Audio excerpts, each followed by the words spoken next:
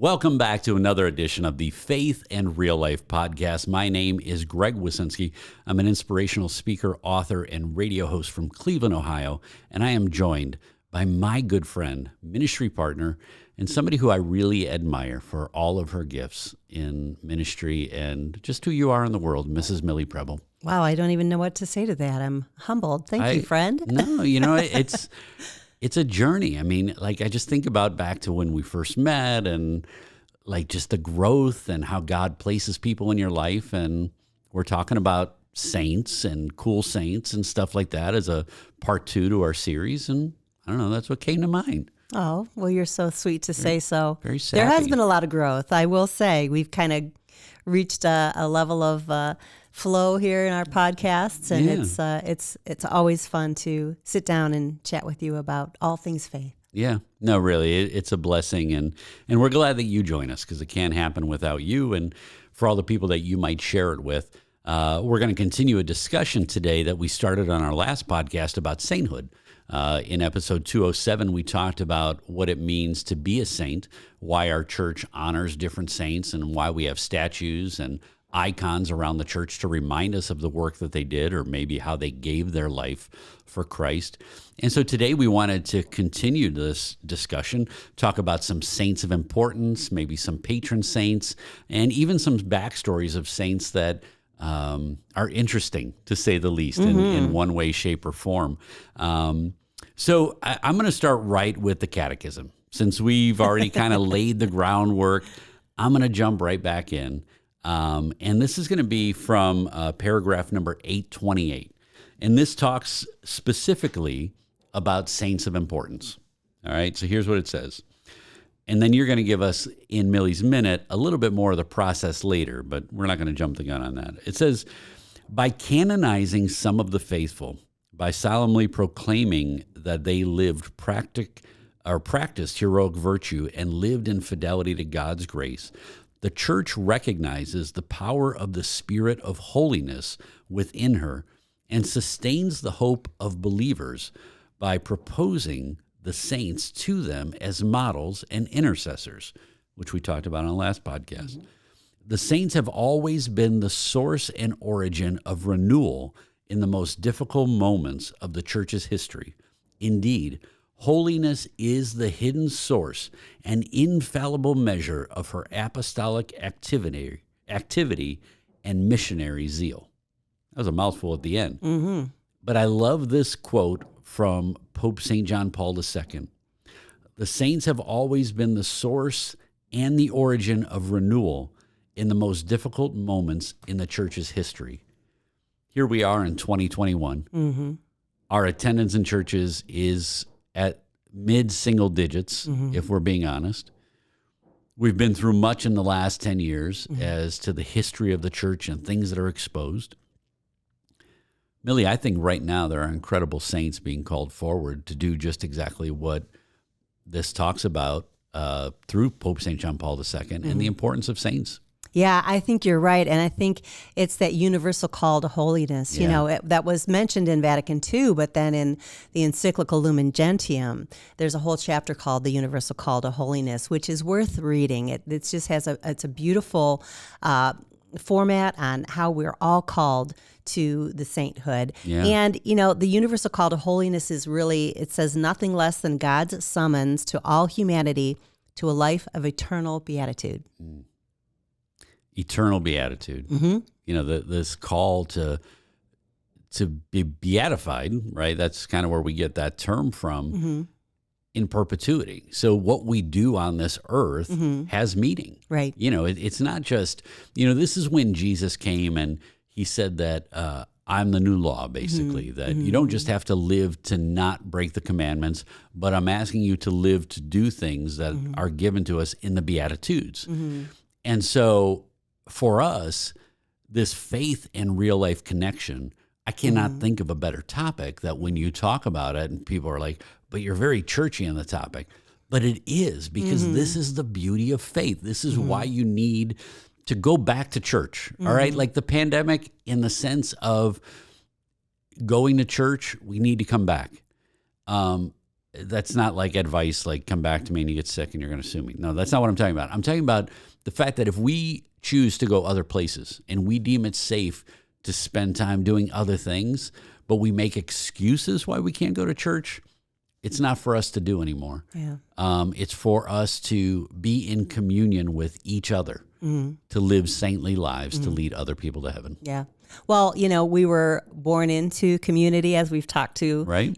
We've talked about before. We were born into a family, which is our first community. And I think it's very important. One of the things that, while you were talking, it reminded me of Richard Rohr's, there's the theology that how you do one thing, you do all things. And, there's the theory that, well, I can't do this or I can't do that, or maybe when I get to heaven, he says it's heaven all the way to heaven, and it's hell all the way to hell. Yeah. So there's no reason we Pedal can't. to the floor, baby. There's no reason we can't start living the heavenly virtuous life right here, right now, and being that example as the saints have been to what it is to be holy. And if you're listening, you might say, well, this is just another play for religion, or another play to try to explain something to me that I don't understand. And I never understood what it meant to be a saint. And, they're nice to have, but I'm telling you that it's real. And that we think about these stories of some of these saints that we're going to talk about in brief today. But we mentioned last time St. Lucy, the story of St. Lucy, who removed her own eyes, which is why she's depicted as she's kind of standing with her hand out with a plate and eyeballs on the plate. But it was so that her virginity would not be taken from her by someone that she didn't feel connected to, or by someone who wasn't her husband.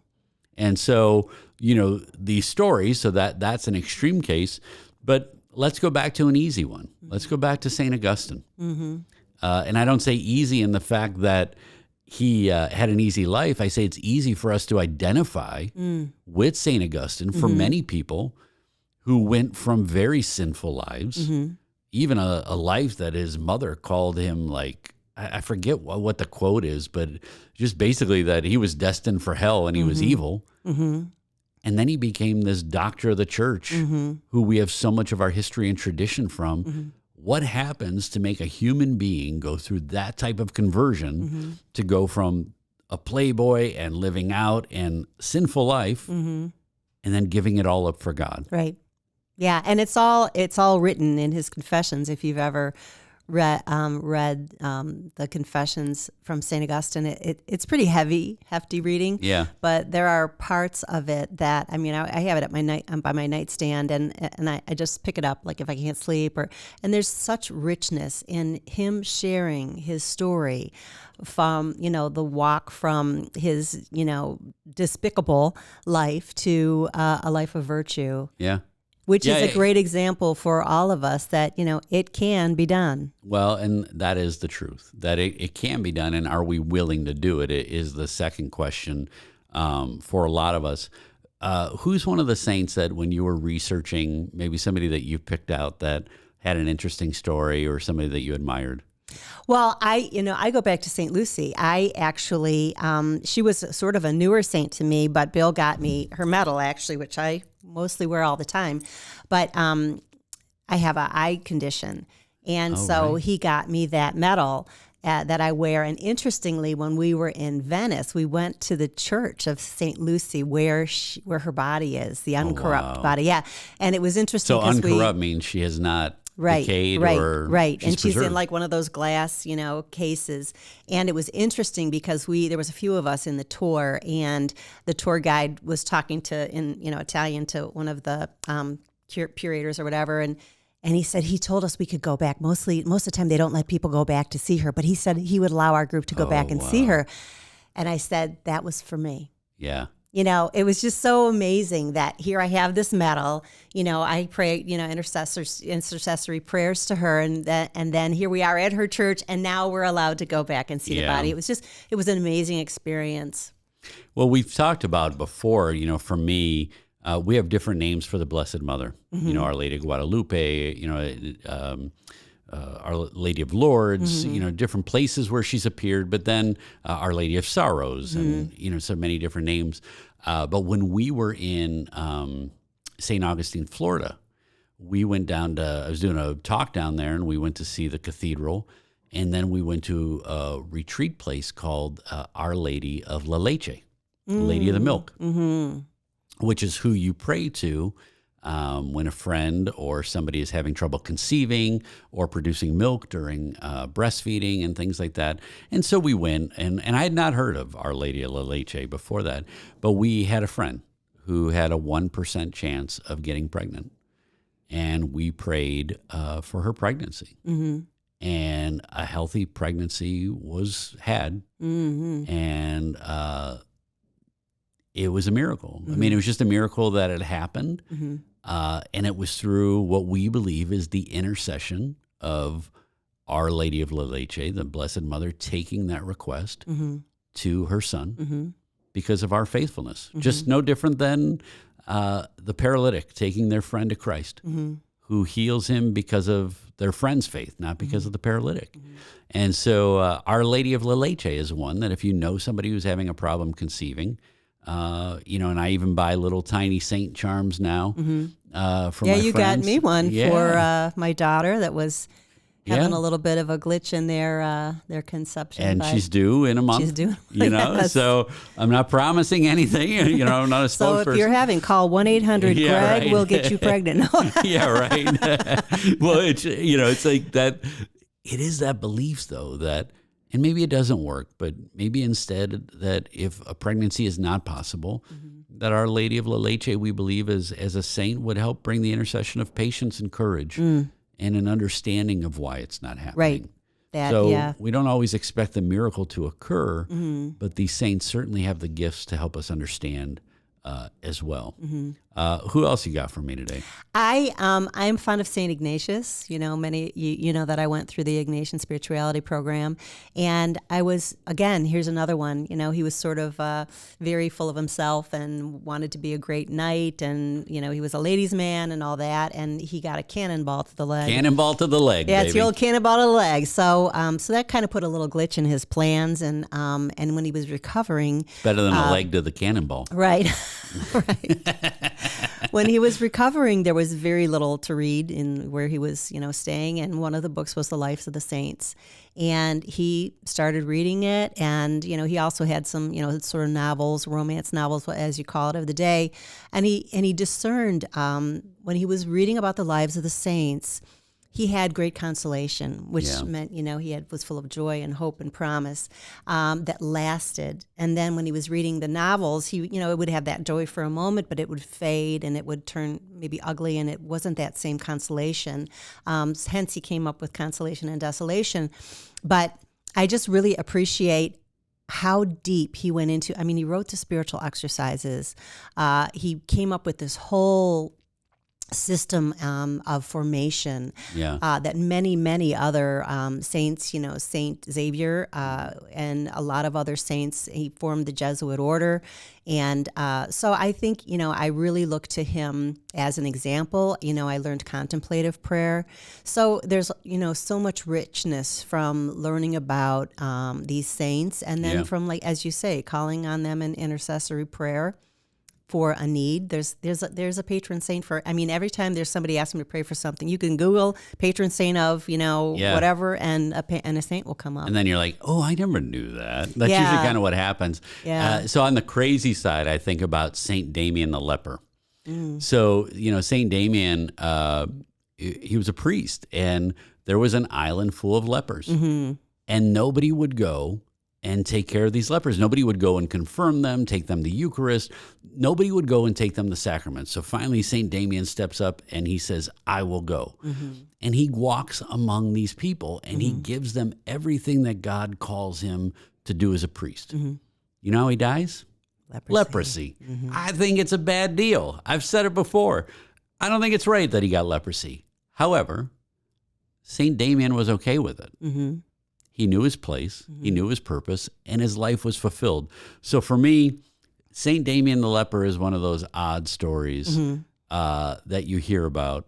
That is just, you go, wow, that's pretty crazy. But offering their life of service, for another. It reminds me of Maximum Kolbe. Yeah. He was in the concentration camps and they were lining people up, and he saw a young father with a young family and he took his place. Yeah. Are we willing to do that? And so in Millie's Minute today, we talk about that we know that there are saints who are just people in heaven, right? That is the definition that we gave in our last podcast, that anyone in heaven is a saint. But we've talked about today ones that our church recognizes, and there is a process in which the church goes through to find out the miracles that are associated, as well as the deeds of who the person was in order to canonize them as a saint. So in Millie's Minute, we're going to talk about that today and be educated just on a little bit of the beatification process in as quickly as Millie can do it. And Millie, I'm going to give you some leeway. I'm going to tell you this. If it takes you a couple extra seconds, because it's a big one, I'm going to go ahead and let you go over. So I'm going to put up the clock, but I'm not going to hold you to it. Okay. All right. That's a deal. So here we go. 3, 2, 1.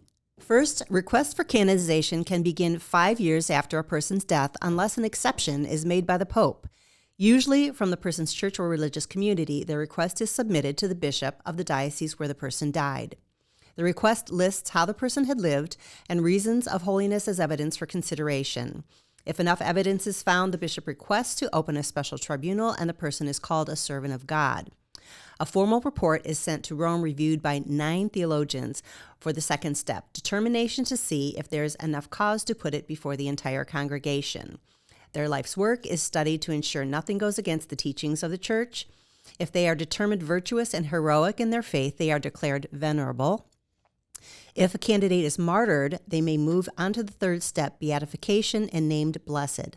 Otherwise, a miracle brought about by their intercession must occur and be verified. After beatification, another miracle is required to be canonized and officially declared a saint. The congregation then sends the cause for canonization to the Pope, who makes the final decision. Wow. It's pretty cool that when you look at some of these, I'm always curious about the miracles, right? So like who talks about these miracles? And one person in the process of sainthood is Blessed Father Baker out in Buffalo, New York. And one of the miracles that he is attributed to him is that he was at the school speaking one day to the children, and that they were so good and that they listened so well that he decided to give them the next day off. They were so good that he was just like, you know what? I'm giving you tomorrow off of school. The next day, a tornado came and hit that school building during the time the kids would have been in class. And so like, that's one of the miracles that's attributed to saving all those children's lives. So, you have these different miracles, and there is a virtuous lifestyle of holiness and Christian living that each of these saints lives up to. But then there's something extra special in which the church recognizes. Right. And that's important to remember. I mean, we look to, and it's fascinating if you've ever followed the canonization process. I know they're trying to get Fulton Sheen beatified. Right. And, they're looking through, and I think because his body was moved from somewhere where he died, there's like different dioceses involved. I mean, there's some sort of red tape going on. But it's fascinating to watch the process. And there's also a young man now that's being beatified or going through the canonization process. I think he's like 20 or 21 years old. Yeah. And he actually started a website, I think for all the miracles of the saints or the miracles of the Eucharist, one of those. But anyways, he's a young man, and I thought, what a beautiful thing for the church, to have someone that our kids can relate to. Yeah. And Saint Teresa and of Calcutta, and then John Paul II got canonized. So I think it's cool when we see people of our own generation. Yeah, it's not just something of those are old people. Right. Or the process there's still saints being made. Yeah. Well, and one of the ways that we honor these saints is the namesake in which we give our children, whether it be a middle name or whether it be a confirmation name. And I was just going to read this from the Catechism today. as we get ready to wind down this podcast. But when you think about the name that you might be giving a child that you're going to have baptized or bringing into the faith, or maybe even some of the history as to how you got your own name. If you don't know and your parents are still with you, ask them, why did you name me who you named me? Or if there was a saint, and what is your patron saint? The patron saint of. And I think it's interesting. Sometimes when you look back, like I've looked up Saint Mildred, and she's like the patron saint of like writing and, that sort of stuff. So it's kind of like you might not even realize the gifts that you have could be attributed to your patron saint. Yeah, like mine's like Gregorian chant. There you go. And I've heard that come out of you. It's amazing. That was a CD. Hey, no laughing, production. All right, so this is from paragraph 2156 of the Catechism of the Catholic Church, just talking about the Christian name and the saints, the role that saints play in that. It says, the sacrament of baptism is conferred in the name of the Father and the Son and the Holy Spirit. In baptism, the Lord's name sanctifies man, and the Christian receives his name in the church. This can be the name of a saint that is of a disciple who has lived an exemplary fidelity to the Lord. The patron saint provides a model of charity, and we are assured of his or her intercession. The baptismal name can also express the Christian mystery or Christian virtue. Parents, sponsors, and the pastors are to see that a name is not given which is foreign to Christian sentiment. So if you name your kids Soda or Seven or whatever Elon Musk named their child in symbols, might not be the Christian name you're looking for. Yeah. But if you really want to be different, there are some saints like Saint Sneverus and there's a whole list. Like I had them pulled up. Like you can find some interesting names if you don't want to be like everybody else, but just find out like what they're about. Although if you want to name your child something different, name them Mary. I mean, how many Mary? I know a lot of Marys, from past, but there are very few simple Catholic names, anymore. Everybody wants to put something different or something unique, and you're right. I think one of the most beautiful services in our faith is the Confirmation Mass. Yeah, and I love that Mass because it is that confirmation name. And I remember years ago when Bill was teaching, we went to the Mass, and of course I'm up front. And get through the whole entire, almost all the kids. And finally, one of them chose Constance, which it just got me because, that's the name of my sister, Connie, and graduated from Earth School. And it's beautiful. And that the kids have to look it up. They have to perhaps write a report, not such a bad thing to know about their saint, their name. And I just love that, again, in our faith, we get to choose, another name to be called, by our Christian faith, and then to know that saint or where that name comes from so that we have that person sort of in our prayer toolbox. Yeah, and if you're an adult coming into the faith, whether it be through baptism, confirmation, or whatever it might be, think about the things that you lack and that you need help in, that maybe just you need to grow in a specific area of your life and find the saint that can help you do that and guide you. So, this episode of just talking about some of the saints is just a few of the thousands that are out there, and maybe just to give you an introduction to go, I didn't know that. And would love for you to just Google around and find some interesting saints, find some people that you want to connect with, and let this be the beginning of the discussion between maybe you and your family, you and your children, in taking it serious as to why we have these holy men and women in our lives. Millie, I will give you a final thought or a final saint that you would like to... A final saint. Wow. Put me on the spot. Or you could go to final thought, whatever you want to do then. I think that I love the intercession of saints. Yeah. I think that whenever I am praying for someone or for something in my life, there's always a saint to turn to. And then sometimes when you're praying to that saint and you read their story, your story doesn't seem as bad. Yeah, right. So I think there's beauty in that, like when we align our suffering to Christ's. I mean, not so bad when we align it that way. So I think it's just it's a beautiful practice in our the rich tradition of our faith, and I am all for trying to beatify everybody within my circle and out there in the world as well. Yeah, and that is a beautiful example of what we are called to remember. And mine would just be that I love St. Francis de Sales. It was his writing that really put the stamp on my conversion to faith. I felt he wrote like me. I felt he wrote for me. And at the end of the day, I felt like God was giving me something to know that my time in this period of history is to restore the church. And I work harder because of it. So Amen. Let's continue to be saints. Once again, we want to thank our sponsor of this podcast in part 2 of our sainthood, which is Thrivent Advisors, Brian and Stephanie McCarty. They've been with us all year long for our podcast, and I would ask for a special prayer for them today so that as you think about this podcast being available, it is their yes to God and their generosity that makes it available. So we thank them today. And if you would like more information about the ministry, any of the free resources that we offer, or you want to make a donation to support our cause, you can go to faithandreallife.com. Everything on the website is free. We don't want your email. We don't need you to give any information.